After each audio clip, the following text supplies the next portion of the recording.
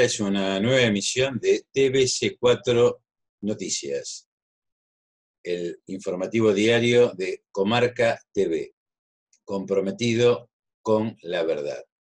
Nuestro objetivo no es la urgencia, no es la primicia, es la veracidad de los hechos. Estas son las novedades.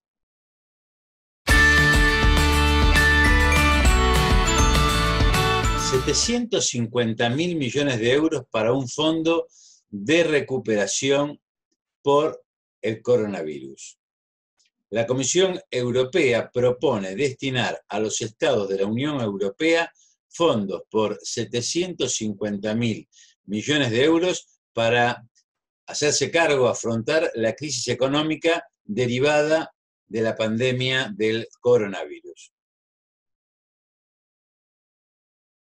And this is why the Commission is today proposing a new recovery instrument called Next Generation EU, worth €750 billion. It will sit on top of a revamped long-term EU budget of €1.1 trillion. Next Generation EU, together with the core MFF, sums up to €1.85 trillion in today's proposal. It goes alongside the three safety nets of €540 billion already agreed by Parliament and Council. And in sum, this would bring our recovery effort to a total of €2.4 trillion.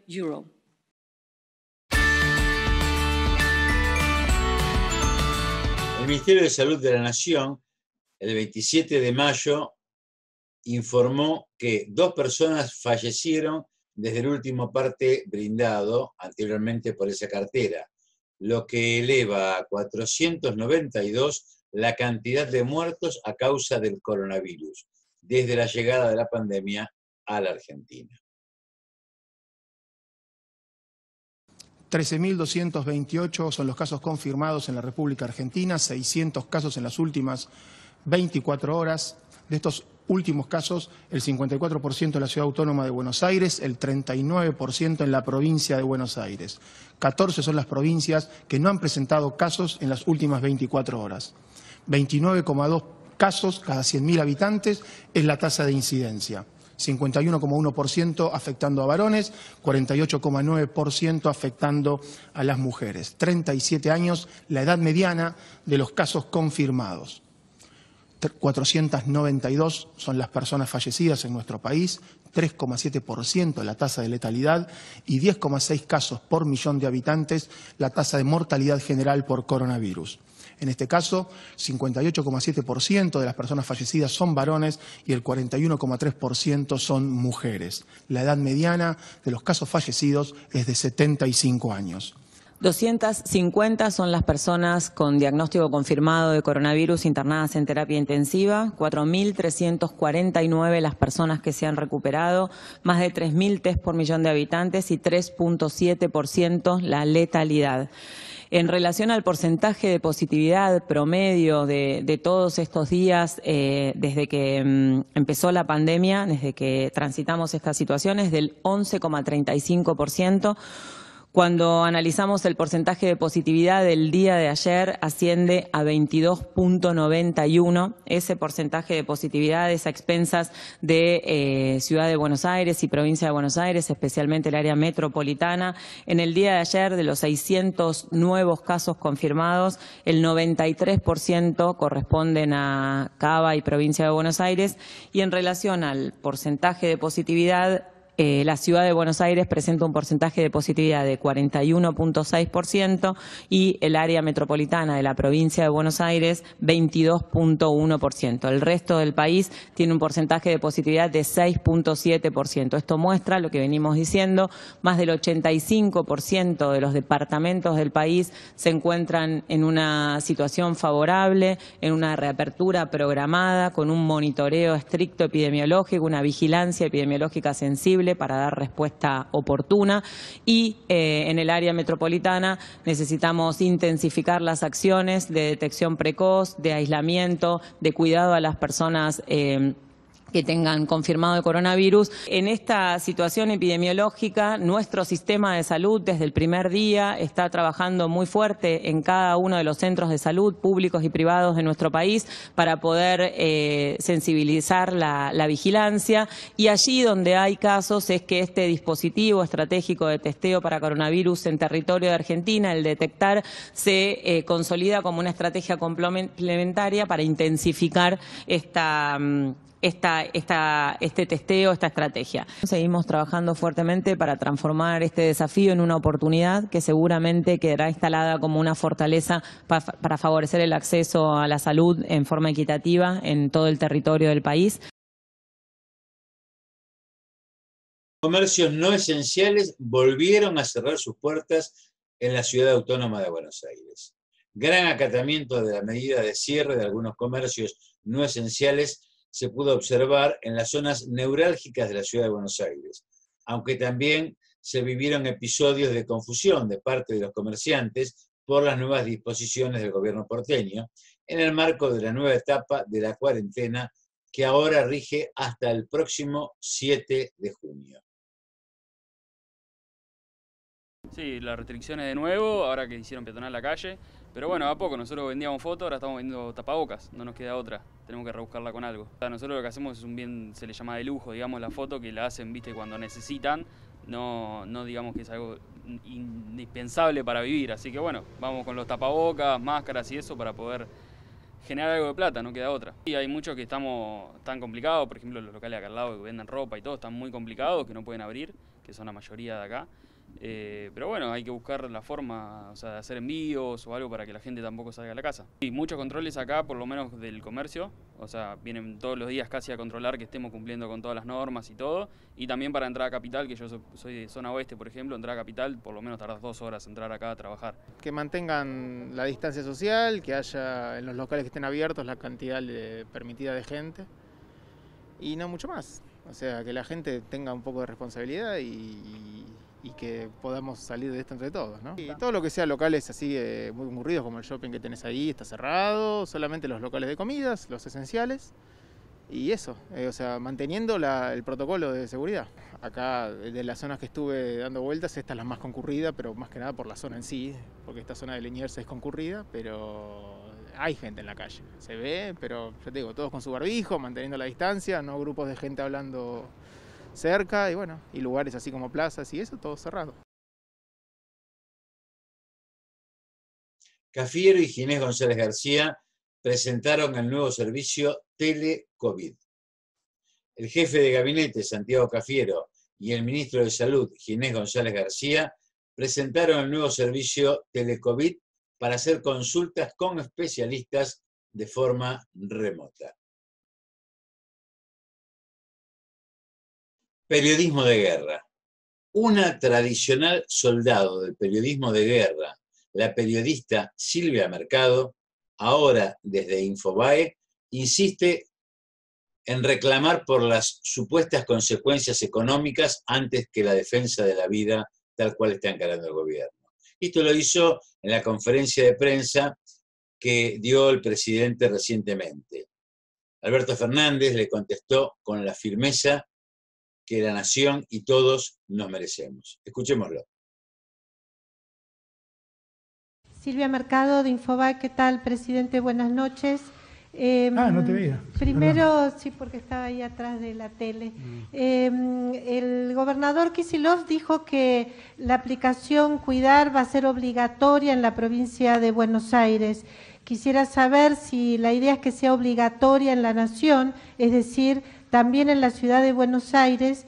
Y me gustaría saber, presidente, si cuenta con las consecuencias no solo económicas que se producen en las personas que ya van por 65 días de cuarentena y aunque vendan el 40%, bueno, con eso por lo menos pueden pagar algo, la cuenta, no sé, algún impuesto, la luz, el teléfono, si evalúa también consecuencias emocionales, psicológicas. Realmente hay mucha gente angustiada.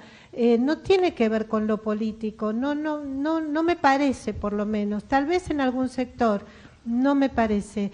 Me gustaría si nos puede dar un mensaje que tenga que ver con lo político, la angustia que mucha gente manifiesta. Obviamente. Me gustaría si nos puede dar, por favor, presidente, un mensaje al respecto. Gracias. Estamos en una pandemia que mata gente, ¿lo entendemos? Estamos en una pandemia de un virus desconocido, ¿lo entendemos? Estamos en una pandemia donde hay un virus que no tiene vacuna ni tiene remedio, ¿lo entendemos? Quédense en su casa y cuídense. Y traten de sobrellevarlo del mejor modo posible. Todos tenemos la posibilidad de salir, como dije la vez pasada, a airearnos cuando nos hace falta. Pero les pido, dejen de sembrar angustia. Angustioso es que no te cuiden, angustioso es que el Estado te abandone, angustioso y angustiante, mejor dicho, es que el Estado diga aquí no pasa nada, acá están pasando cosas serias y por eso actuamos como actuamos.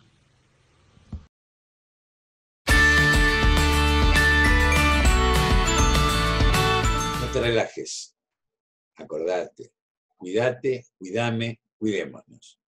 Hacele caso a estos consejos cada vez que entras a tu casa o a la casa de un mayor al que vas a asistir. Acciones frente al coronavirus COVID-19. Cuando ingresas a tu casa, quítate el calzado. Intenta no tocar nada hasta lavarte las manos. Desinfecta las patas de tus mascotas después de pasearlas. Quítate la ropa exterior y métela en una bolsa para lavar. Deja el bolso y llaves en una caja ubicada en la entrada. Duchate o si no podés, lavate bien todas las zonas expuestas. Manos, muñecas, cara, cuello, etc. Limpia el celular y los anteojos con agua y jabón o alcohol. Limpia con solución desinfectante las superficies. Recordá que no es posible hacer una desinfección total. El objetivo es disminuir el riesgo. Quédate en casa. Al coronavirus lo paramos entre todos y todas.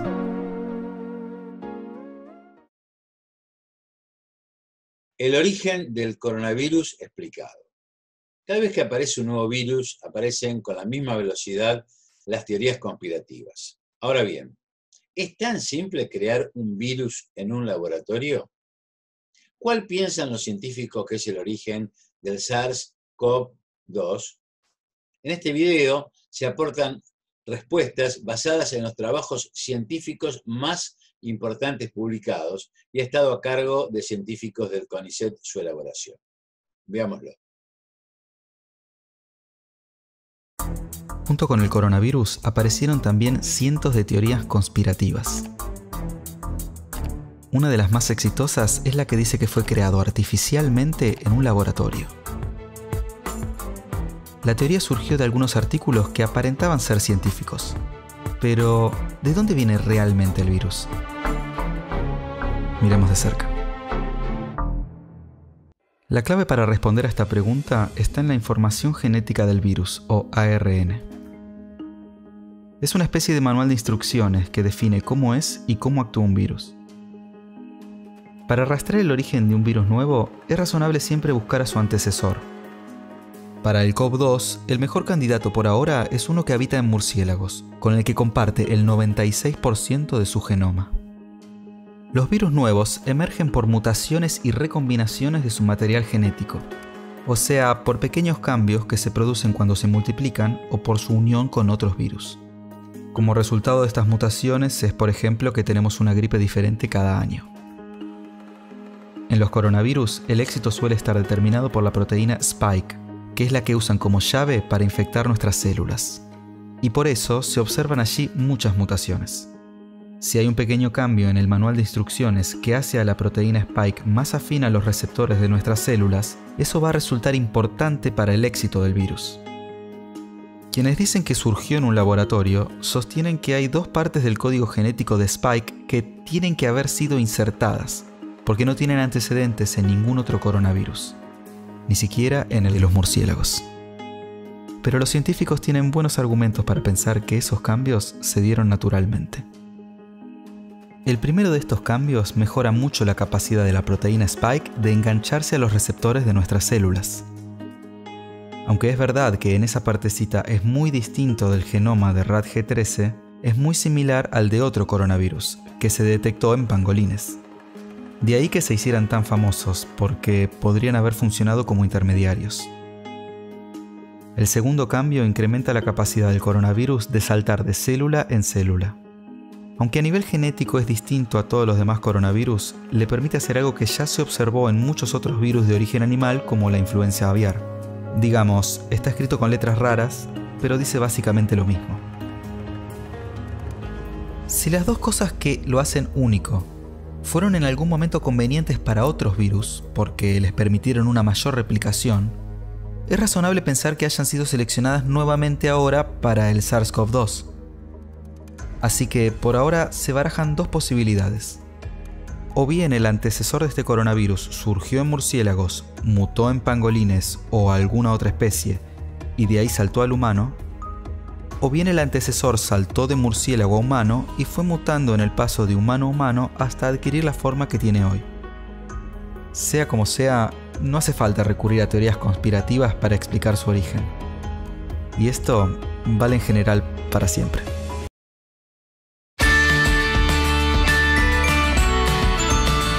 En el marco de la pandemia, las obras públicas son el motor de la economía. El gobernador bonaerense Axel Kicillof consideró que ante la pandemia de coronavirus, que puso en jaque todo el sistema mundial, comercial y financiero, las obras públicas constituyen un motor en la recuperación económica.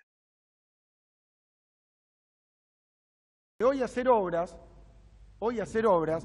no solo significa dar una respuesta a aquello que falta en cada uno de los municipios, sino que tiene otro papel, darle a la economía ese motor que hoy no está. Hoy los países que tienen cuarentena estricta tienen problemas económicos y los que no la tienen también. La crisis económica es culpa del virus, no de las respuestas de política al virus.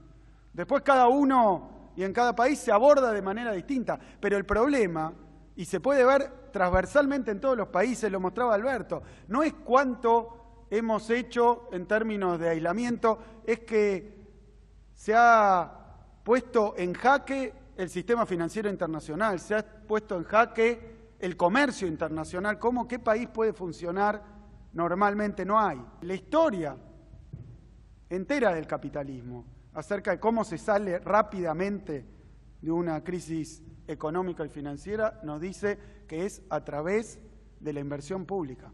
No es que el privado no sea fundamental si nuestra economía es básicamente privada. Ahora, al privado le cuesta arrancar porque lo detiene la incertidumbre. Y por más que hablemos, la incertidumbre es un hecho que está inscripto en la pandemia.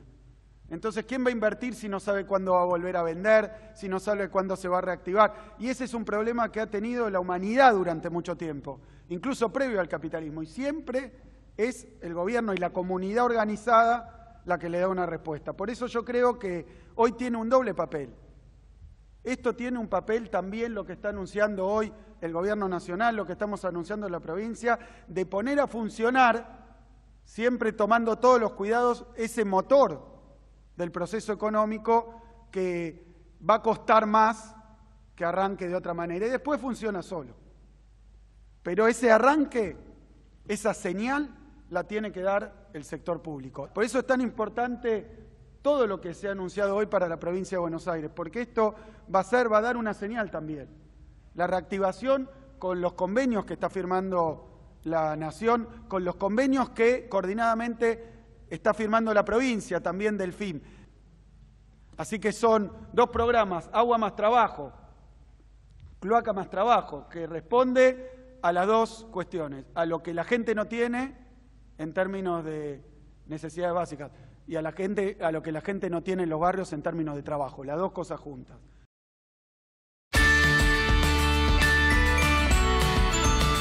Ponen en funcionamiento un centro de aislamiento en Costa Salguero para pacientes de paradores. el gobierno porteño anunció la creación del Centro de Aislamiento COVID-19 Costa Salguero, destinado a alojar 798 pacientes que necesiten cuidados leves y que provengan de los paradores de la ciudad de Buenos Aires. Este centro vamos a usarlo para el aislamiento de contagiados leves, de gente que tenga o sean asintomáticos o tengan muy pocos síntomas, que no requieran una atención hospitalaria, que en términos generales siempre termina siendo la gran mayoría de los que se contagian. Estamos haciendo todo lo que consideramos necesario para enfrentar esta pandemia. Estamos en un momento crítico de aumento sostenido de la cantidad de casos de contagio en el área metropolitana, en la ciudad de Buenos Aires, por eso tenemos que prepararnos. Esto se complementa con la estrategia de testeos masivos que tenemos. Justamente el testeo se hace para detectar una mayor cantidad de contagiados y así aislarlos para cortar la cadena de contagio. Está bien preparado para el paciente leve, la persona que solamente tiene alguna molestia de dolor de garganta, tos o alguna cosa leve que no requiera, que no tenga ninguna enfermedad acompañante, que no tenga mucha edad y que pueda pasar unos días acá con todos los cuidados necesarios. 8 detenidos, entre ellos una pareja y un rabino, por celebrar una boda y violar el aislamiento. Entre ellos la novia, el novio y sus padres, el rabino que los casó y los dueños del lugar donde se llevó a cabo el matrimonio, fueron detenidos en la ciudad de Buenos Aires por violar el aislamiento social preventivo y obligatorio.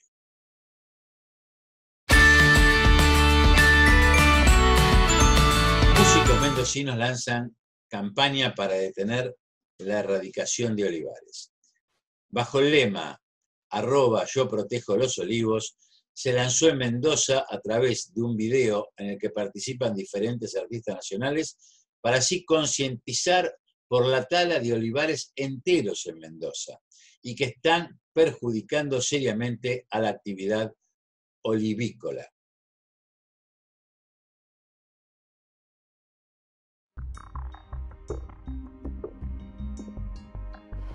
Mendoza se encuentra hoy con un problema muy relevante que es la pérdida de los olivos centenarios. Desde hace algunos años a esta parte, paulatinamente, se viene erradicando olivos de 80, 90, 100, 120 años en Mendoza. Y esto es a causa que no existen políticas de Estado que animen al productor a seguir con este cultivo. Así que necesitamos que por favor se cuiden nuestros olivos centenarios. Yo protejo los olivos centenarios. Conciencia, respeto. No a la tala indiscriminada de olivos en Mendoza. Basta de talar los olivares centenarios. Yo protejo los olivos de Mendoza. Yo me sumo a la campaña de proteger a los olivos centenarios en Mendoza. Yo defiendo a los olivos. Hagamos que esto se detenga de alguna manera, sea imposible de que siga. Sumarme a la protección de estos olivos y espero que todos se sumen también.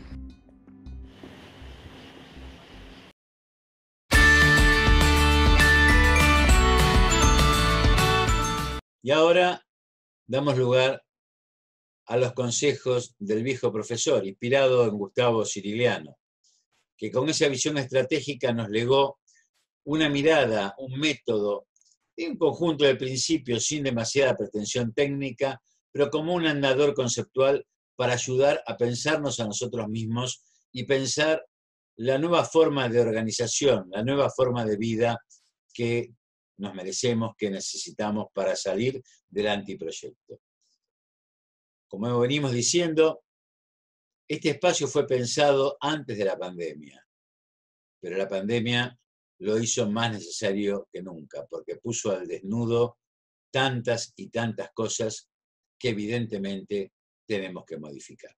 Escuchemos una vez más este principio, este consejo del viejo profesor. Todo proyecto nacional, o su ausencia, es generacional. Cada generación suele compartir un modo de ver y sentir los problemas, de interpretarlos y valorarlos. Tienen un modo de proponer soluciones, una peculiar sensibilidad y un estilo de actuar. En suma, una conciencia de época, una conciencia epocal. Esto permite descubrir el esfuerzo y el empeño común que es característico de esa generación.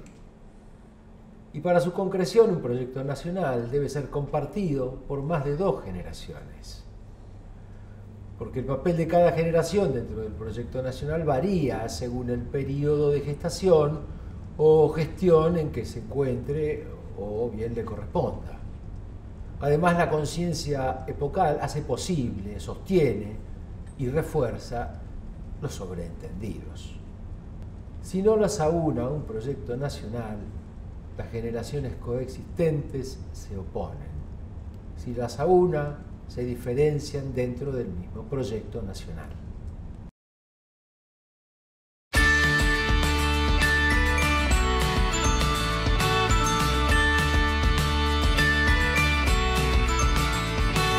Hace 80 años se inauguraba la Bombonera. El 25 de mayo de 1940, Boca Juniors inauguraba su estadio popularmente conocido como la Bombonera, bajo el nombre de Camilo Sichero, en honor al presidente que impulsó su construcción. En 2000, este recinto futbolístico pasó a llamarse Alberto J. Armando, en honor a otro gran presidente que tuvo el Club de la Ribera. Y nos vamos, y en esta entrega como cierre decimos que hoy la pandemia lo demuestra. Es el trabajo de todos, el que hacemos en casa con las tareas que hemos tenido que incorporar, cuidándonos, cuidando a los demás, con la gente que nos atiende, los servicios esenciales, con el trabajo de los médicos, sanitaristas, enfermeras, el personal que recoge los residuos. El trabajo es una carga solidaria de convivencia y es el que sostiene en este momento de pandemia la vida. Y es el trabajo, luego de la pandemia, el que también sostiene el proyecto de vida, el proyecto de país.